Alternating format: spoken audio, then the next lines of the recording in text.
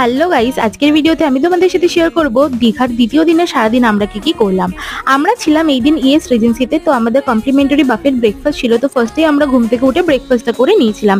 দেন গেছিলাম সমুদ্র স্নান করতে। মোটামুটি 3-4 ঘন্টা সমুদ্রে স্নান করে চলে গেছিলাম লাঞ্চে মিত্র ক্যাফেতে। নিউ দীঘা এই জায়গাটা আমার খুবই পছন্দের। সেখানে গিয়ে নিয়েছিলাম লাঞ্চে আমরা ডাব চিংড়ি, চিকেন কষা, একটা নিয়েছিলাম ফিশ ফ্রাই। তো সবকটা খাবারই ছিল জাস্ট দুর্দান্ত। তো এটাই আমরা মোটামুটি লাঞ্চ করেছিলাম দ্বিতীয় দিনে। লাঞ্চ করে চলে গেছিলাম ঢেউসাগর পার্কে। এই জায়গাটাতেও একটা বিকেলবেলা আসতে আমার খুবই ভালো লাগে, কারণ এখানে প্রচুর অ্যাক্টিভিটিস করার রয়েছে। আর এখান থেকে সমুদ্রটাকেও লাগে জাস্ট আলাদাই একটা সানসেটের বিকেলবেলা। আমি তো এখানে যাবই যাব। তোমরা কারা এই জায়গাটাকে খুব পছন্দ করো অবশ্যই আমাকে জানিও। তো সন্ধে হয়ে গেছিল, তাই দেখলাম অনেক ধরনের অ্যাক্টিভিটিস হচ্ছে, তাই আমরাও চড়ে নিয়েছিলাম টয় ট্রেন। পুরো পার্কটাকে টয় ট্রেনের মাধ্যমে ঘুরে আমার তো জাস্ট দারুণ লাগলো। তারপরে যেহেতু এটা ছিল আমাদের লাস্ট ফুল ডে, তাই করেছিলাম একটুখানি শপিং। হোটেলে ফিরে নিয়ে নিয়েছিলাম আমাদের ডিনারটা ইন হাউসেই। তো এখানে নিয়ে নিয়েছিলাম হচ্ছে ফ্রাইড রাইস, তার সাথে চিপস ছিল,